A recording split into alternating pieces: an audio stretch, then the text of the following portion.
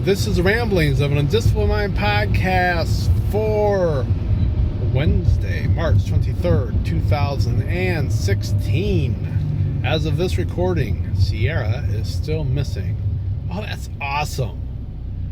Car right in front of me there, Volkswagen Bug, has got a license plate that says Humbug with two M's. I like that. I like that a lot. Ah, humbug.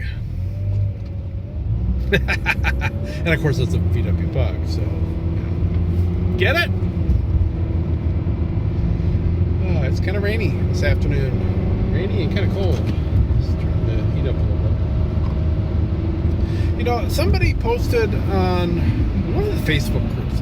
I'm thinking it was...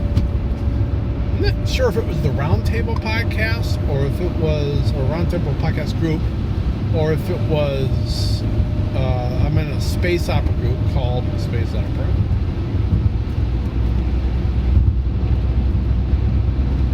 But it was, somebody posted a link about a book that they did that was a sci-fi book, but they apologized for having some romance in it. And I don't think I didn't post on it. I probably should have. But I just kind of saw it passing, and I'm not always necessarily really good at responding to stuff unless it tickles me in some way. And I thought, don't apologize for that, because it's funny. You've got the romance genre, which is its own thing, and it's got its own stigma.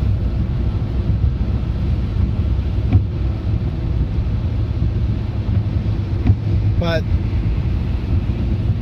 the reality is that most popular stories, not all, but most, have an element of romance in them. And for the most part, it works. And it adds to the story. So, we can say, look at Star Wars. We've got the Luke Leia thing, which is romance you should not be having. George Lucas, stop with the incest crap. But you've got the Han Leia thing, which is okay. You've got Raiders of the Lost Ark, which has the whole romance between, and really the whole Indiana Jones series. He's always got a romantic interest with the woman that's in the movie. That's always been the case. So that's always in there. I'm reading right now. What is it? Shadows of Self. Shadows of Self, I believe it's called, by Brandon Sanderson. It's the second installment in the. It's the second installment in the Mistborn.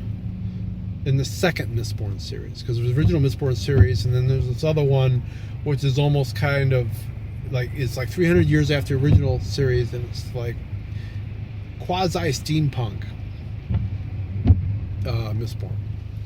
But you've got a situation where he needed money for his family's house because the previous head of the family squandered it all, and he also kind of needed, because this is kind of a lords and ladies kind of thing, and so he also needs a wife for political and social reasons. And so there's this family that has a daughter that has money, but they're also kind of a more minor noble family that kind of want to become part of one of the greater houses. And so they do one of these, strike up a deal. You marry my daughter. And, his daughter is, she's a planner, and she's, there's not a lot of romance in her heart. So it's not like she's upset that she's not found her Prince Charming. She sees it as like a business transaction. She's more than willing to go through with it. But at the same time, the same father has got an illegitimate daughter who is into the same things that the main character is into, as far as, you know, racing out into the night and fighting the forces of evil and trying to make the world better. And you can tell that these two are going to get together at some point, I think. And he'll probably end up marrying her, and he'll still get to keep the money because he's still a daughter. I think it'll fit the same goals, I think. But we got to see. Yeah. So I think it's I don't think it's something you should feel, anybody should feel bad about that there's romance in science fiction or in mysteries or in just dramas, because that's always there. In a lot of things, A Beautiful Mind, for example, part of that is the love story between this weird guy that has mental issues and this woman that he meets. There are good stories that don't have it. You don't have to have it. For example, my favorite is iRobot. I've talked about this before, but you've got, and I'm talking about the movie with Will Smith, but you've got, a male and female lead, and they had good chemistry together, not from a romantic side, but they interacted well off of each other, and by the end of it, they've obviously come to respect and be friends with each other, and that was enough for that. They didn't have to turn romantic, and they didn't even hint at it being romantic. And as far as I'm concerned, that was perfect, because if they were just too different. If you tried to make it some romance thing, it would have been too much. So you don't always have to have it, but it's in a lot of things. A lot of what we would consider mainstream stories, have some element of romance in them. And so I think it's because it's part of life. So if you're telling stories that are reflecting life, then they're going to reflect that too, I think. And personally, I enjoy a bit of romance in a story. It was fun watching Han and Leia hook up, and the whole "I love you" and "I know" and all of that stuff. I enjoyed all that. It was fun watching the sparks between Indiana Jones and what's her face? I forget the character's name on Raiders of the Lost Ark. And I'm enjoying it in this book, seeing how you can tell that she's a bit infatuated with him, and he's oblivious, which doesn't seem surprising. And you can just kind of see that this is the perfect match. And there's been some foreboding in that he's been kind of irritable, and this guy who's kind of his partner in fighting crime, if you will, is like, you kind of look like a guy who's regretting a life choice, agreeing to marry this woman, and sooner or later that's going to come to a head. I don't know if it's going to come in this book or the next, but it's going to come. So yeah, I don't think, I've got, I include it in my books. I've got a bit of it in Borrowed Time. Not so much the standard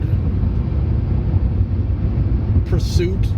Borrowed Time's a really, as far as romance and whatever, it's definitely atypical in that there really isn't two characters that you see through the course of the book where they're falling in love. You kind of get to see, here's how it went wrong, and then it got fixed, and here's how, and then you kind of learn more about the relationship in the second book. So it's certainly not an atypical love story in that book. But Gorilla Poet, I did. I had kind of the typical thing. Now in my Simon book that I wrote, there's the possibilities there. because I do have a male and a female lead. There's a possibility there. You know, it's a YA, and I didn't really want to go there for the first book. You know, the door is cracked on that. It could happen, possibly. For Symphony of Death that I just wrote, there's really nothing like that going on. I don't think. Did I?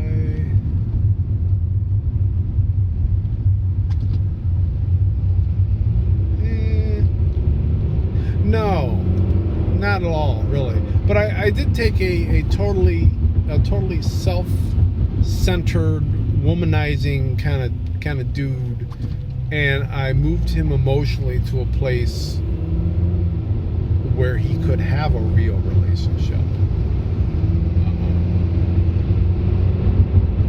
Because that was interesting to me to say, to do that, and you know, so that was like a prelude almost. And then for Kilo Rising, there's kind of sort of a little bit. It kind of gets interrupted midstream in a less than pleasant way. So I mean, it's something that I like to include in my fiction too. The book that I'm noodling for writing once I'm done with school has got an element of that. I already know that. So I just haven't totally figured out how I'm going to work it in. But I have one scene in particular that I am planning on including that is kind of all into these two people revealing themselves to each other. As far as who they really are. Yeah, that gives me a thought. I've been thinking about that lately. I need to get to the point where I'm thinking about it, but I haven't. So yeah, I'm gonna say I'm a fan. I mean, I've listened to some audiobooks of some actual romance novels. You know, they're okay. They seem to put up with a lot more stuff that other genres wouldn't, like head hopping and crap like that. But you know, I'm more than happy to read something. I don't sit there and go, oh, this is a great science fiction book, and then we had to have these two people fall in love. Ugh. Yeah, that doesn't bother me at all. So. And I'm guessing it doesn't bother most people because we have it in everything. I mean, we had it in Avengers between what was it? Black Widow and Bruce Banner in the last Avengers movie. So it always happens. Not always, but it happens a lot. You know? So it to me it's a norm. It's really more, to me it's more of an exception when you have something that involves people of the opposite sex and there's not some sort of love story tied to it.